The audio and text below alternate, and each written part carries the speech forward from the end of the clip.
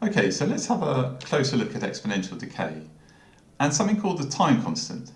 So, okay, well, we know that if we allow a charged capacitor to discharge through a resistor, and we draw the graph of that, then we know what that looks like, and we know the equation of that is that the charge at time t is the initial charge, q0, so the charge at time 0, multiplied by this exponential factor, e to the minus t over rc, where r is the resistor that the capacitor is discharging through, and c is the capacitance of that. Well, what we first sort of spot here is that if we look at this exponential factor, well, we can realise something. This index must be a number with no dimensions. Why? Well, you can't, whenever you raise something to a power, that you always a power must be a number. So we know that t over minus t over rc must have no dimensions. Well, why is that important? Well, it's important because what that means is that that implies that t over rc is dimensionless. But of course, we know that that time has units of seconds. So that means that rc must have units of seconds. Well, that seems a bit strange. That's saying that a resistance times a capacitance has units of seconds. Well, could that be true? Well, let's have a closer look at R times C, and let's look at the units of that. Well, we know the units of R are, so let's look at the units. The units of R are ohms, and the units of capacitance, do you remember, are farads. Okay, well, how is that got anything to do with seconds? Well, we need to sort of find some way of converting those units to something and see if we can get seconds. Well, because V equals IR, then we know that R equals V over I. So that means that an ohm can be written as a volt divided by an amp. Fair enough, because if we just look at the units of that equation. So I can, first of all, I can rewrite that as a volt over an amp times a farad. But in the same way, I can find an equation, remember capacitance, remember Q equals VC was the definition, how we define capacitance. So therefore, capacitance is Q over V, which means that a farad, the unit of capacitance, is equal to a coulomb divided by a volt. So I can write that here instead of farads, coulomb divided by volts. And then it kind of starts to kind of come out, because we can see that the volts cancel out. And so we're just going to get coulombs divided by amps. But of course, an amp, because I equals Q over T, then, let's write that as well. So I equals Q over T, which means that an amp is a coulomb per second. So I can actually write that as a coulomb over a coulomb second to the minus 1, which does, of course, eventually give us seconds, because coulombs cancels out. So I've got 1 over seconds to the minus 1, which is seconds. So we've proved or shown the amazing result that an ohm farad is really a second, and that therefore RC has the unit of time. Amazing. It seems amazing. Well, there we are, but it must be true for the reasons we've stated above. You know, that this has to be dimensionless. T is time, so RC must be time. Okay, well, that's pretty cool. Well, it's actually got a name, and RC is called the time constant of a circuit. So RC is the time constant. And it has quite an important significance, which we're going to try and see what that is. So let's have a look what that might mean. Well, let's go back to our equation. We've got Q equals Q0 to the minus t over RC. Well, what's the significance of RC? Well, let's see what the state of play is at a time of RC. Let's see what happens. So let's say, well, when t equals RC, you know, what's going to be happening? What will Q be? Because Q tells us the charge at a time t. So we can just plug in, we can substitute into the equation t equals RC and see what happens. Well, hopefully you can see that if we do that, we get Q equals Q0 e to the minus 1. How interesting is that? And Q e to the minus 1, well, you can put that in your calculator. You can just use the button, the Shift Lun button, and put in minus 1. And, well, you're going to get 1 over 2.718, which is actually 0.37 to two significant figures so e to the minus 1 is 0.37. Hopefully just pause, you can check that, use your calculator to put in e to the minus 1. Okay, so that means I can actually write it like this. Okay, so let's just pause and take stock. At time RC, where R is the resistance in the circuit and C is the capacitance, then we know that the charge on the capacitor is going to be 0.37 of what it was originally. So that's actually a pretty significant result. And we can actually look on the graph to kind of see a little bit more what that might mean. Well, that means that the Q is going to have dropped to about a third, just over a third of its original value. So maybe a bit lower, it's probably about a half, they're a bit lower than that. So there's its original value. A third is kind of somewhere down here. And so that time is going to be RC, whatever that is for that particular circuit. And at that moment, we're going to have 0.37 of Q0 remaining, where Q0 is Q0 is the original charge, remaining on the capacitor. So this is the result. At time RC, the charge remaining on the capacitor during discharge is 30.37 or 37% of its original value.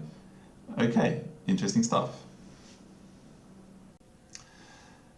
Yeah, so this fact that RC is the time for the charge to reduce to 0.37 or 37% of its initial value, well, of course, that's going to apply to the current as well, because it's exactly the same equation. The current's proportional to the charge. So RC is also going to be the time for the current to reduce to 37% of its original value. And of course, the potential difference across the capacitor as well. So that's quite that's worth knowing, because often questions are posed not for the charge but for the current or the potential difference. But then we get the question, you know, what about after two time constants? What about after 2RC? What's going to be going on by that time? Well, let's have a look. Let's do this sort of similar process as before. I mean, this time let's take the potential difference this time. And, well, we know that after one time constant, 37% remains, or 1.37, 1 over E, an eighth of the original. So, well, let's see, what would be the potential difference after 2RC?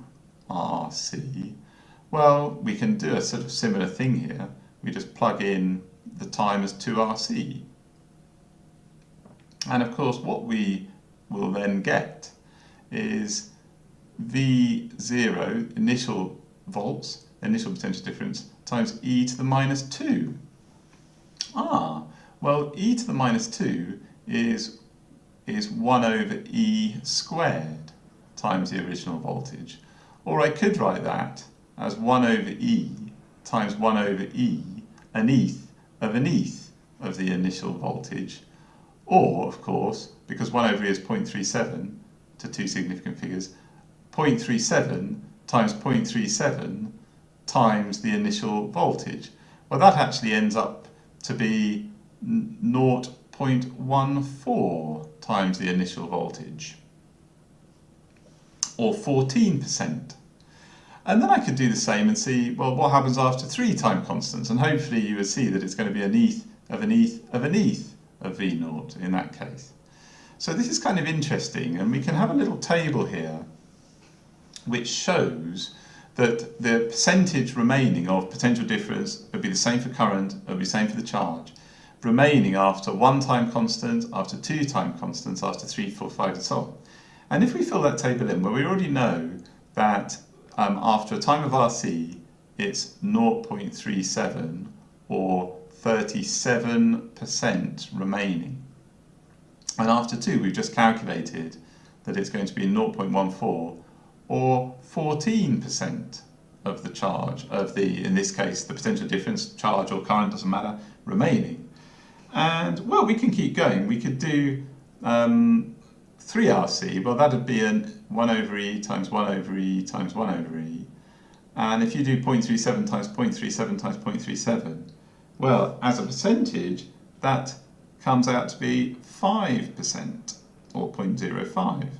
And after 4 time constants, you can verify it comes out to be about 2%. And after 5, well, there's hardly anything left. It comes out to be about 0.7%. So this is pretty interesting. And, well, that's actually significant in itself, because we say, or physicists often say, you know, after about 5 time constants, we can basically assume complete discharge has occurred, because we've got less than 1% remaining.